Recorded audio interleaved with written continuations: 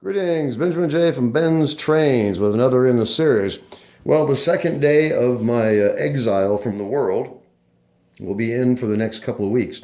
Anyway, trying to stay busy, so going through the parts box to find stuff to work on. Another junk motor that was in there. Now, this one is missing the side rods. It was missing the front wheels, and it's still missing the front crossbar.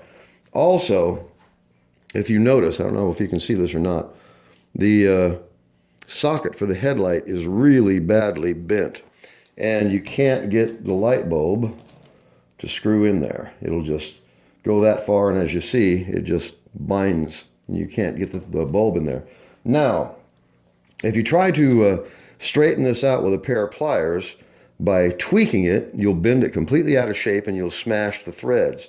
So an easy way to fix this, in most cases, not always, but an easy way to fix this, if it's caved in on one side, you take some needle nose pliers, stick the pliers in the hole, and spread it from the inside out rather from the outside in. And in many cases, you can open this back up, get it round again, and put a light bulb in it, as you see. All right, so now the question is, will it run? Power is on. Let's see what happens. All right, it runs. Now, this was junk, absolute junk. E-unit was completely missing. Probably came in a box of parts. I don't know. I've got probably half a dozen motors in the parts box. As you can see, I've been working on this. Anyway, front wheels are missing. Side rods are gone. Crossbar is gone. So I put a bearing in this side and put on a pair of wheels. Now, what I'm going to do with it, I have no idea. I didn't even know if it was going to run. So I got the light bulb sorted out, got the wheel sorted out. So if I put push rods on it and a front crossbar, I have a running motor. I can put it in a 490, 400 shell, very likely. The point being, as I always stress, don't overlook the junk. As you can see, I bought this probably for parts. And as you can see, it's in dreadful condition. The E-unit is completely missing. And overall condition is fair. I mean, there was really no major damage other than the fact that the socket was badly smashed and the E-unit was completely gone. So once this happens to the E-unit, I mean, I don't know why people do this. In most cases, you have to completely gut this motor to get this E-unit out as it fits between the side plates. So I don't know what people are trying to accomplish when they do this if they don't follow it up by doing the bypass. Once you destroy this coil, this thing's never going to run again, ever. And there's no way to get power to it. And I have found probably a dozen of these things where the E-unit is completely gutted and the wires are chopped off and it doesn't run, of course. There's no way to get power to the motor. So I don't know what people try to accomplish by doing this. I just don't understand why they would do this and then not do the bypass, because once you've destroyed the E-unit, this motor's never going to run again, period. So in order to get this motor running, if the E-unit is completely missing, as you see this one is, you run power from the light bulb to this side of the coil, run this side of the coil to the brushes, and it will run forward. If you run power here and run this side to the brushes, it will run backwards. It's that simple. Of course, you can put in a switch, a manual switch. But in this case, I just didn't even know if this was going to run. So it's missing the side rods, it's missing the crossbar, it's missing the E-unit, and that socket was so bent you couldn't put a bulb in it. So as I said, you can see that's fairly round now. And like I said, when you get one that's caved in on one side, don't try to grab it with a pair of pliers and bend it. You'll only make it worse. But if you try to spread it from the inside out, usually you can get this thing round again. And then once you get it to the point where you can get a bulb in it and screw it in, the bulb actually going in there will straighten out the threads and round it out to the point where you can now use it. Anyway, as you see, this is going to run absolutely perfectly. It runs forward only, but as you see, it's running. So obviously I bought it for parts, But I always try to get something running. And of course, now that I'm in exile, it gives me something to do to get these old motors up and running. So I'll find a front crossbar, find a pair of push rods, and make something out of it.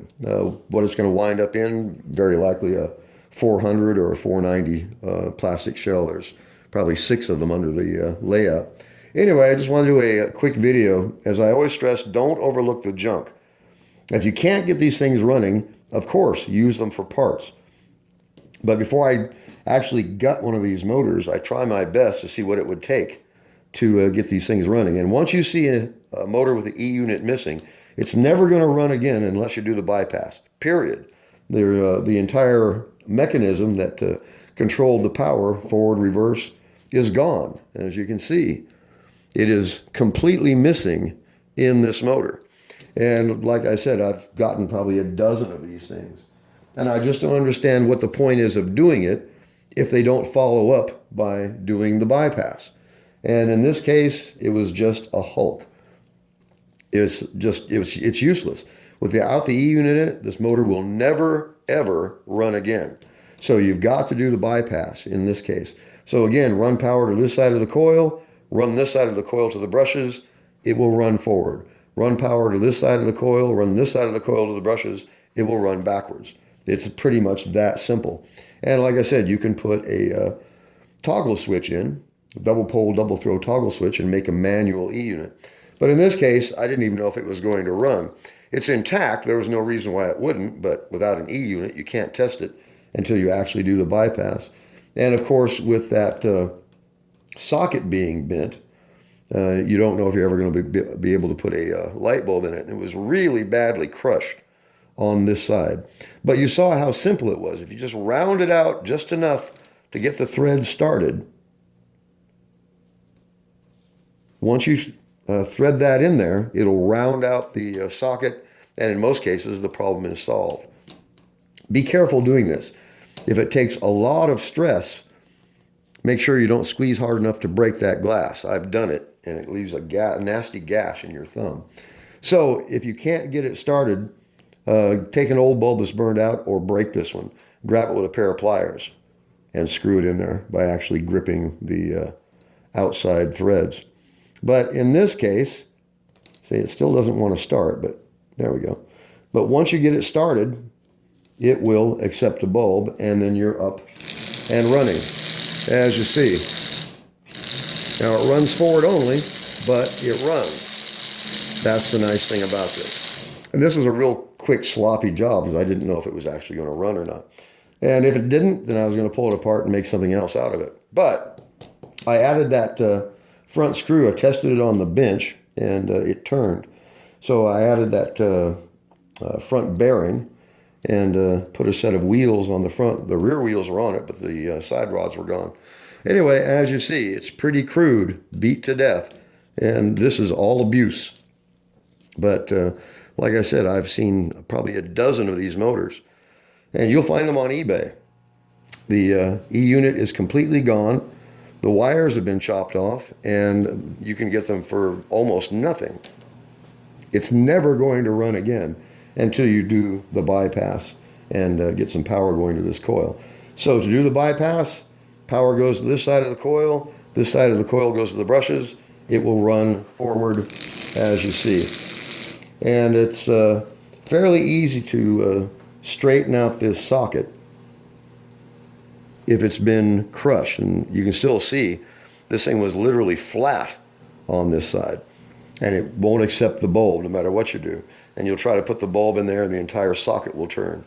So like I said, you just take a pair of needle nose pliers, and from the inside working out, you can spread that damage and get this thing rounded out. And then once you get the bulb to start, in most cases, see, it's still really hard to get it started.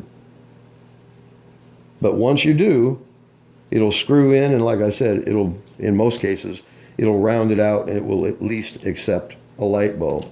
So anyway, what I'm going to do with it, I have no idea. Just staying busy gave me something to do, got it up and running. So did the E unit bypass. There was really nothing wrong with the motor. If the E unit had been in it, it probably would have run fine.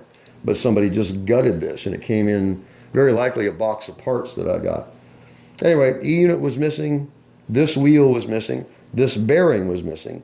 It had the other wheel, it had the rear wheels, and it's missing both push rods.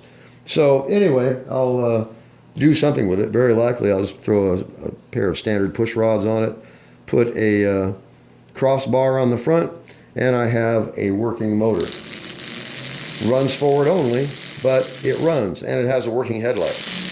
As you see, it's going to run fine. There's nothing wrong with the motor. So I'll add some push rods. Now, to add the push rods, in most cases, you have to pull the wheels off, because you have to peen the stud. When you put the push rod on it, you have to peen that stud, and you use a center punch. And if you try to do it while it's on the motor, usually you'll drive the wheel down on the axle and it'll freeze it up. So it's easier, trust me. Pull the wheel off, add the push rod, put the wheels back on it. But as you see, it's up and running. It only took a few minutes to do this. There's nothing wrong with the motor. It runs absolutely perfectly. So I will add some push rods, add a front crossbar, and very likely drop it into a 490 shell, 400 shell, something. It'll give me another locomotive, plus you have the satisfaction of bringing some destroyed motor back to life. So pretty much straightforward, just a quick tutorial, especially on rounding out a damaged light socket. As once that thing is bent, unless you can straighten it out, you've lost the headlight. Anyway, just a quick video. As always, if you have any questions, feel free to drop me an email, BENZTRAINZ@gmail.com. And as always, thank you for watching.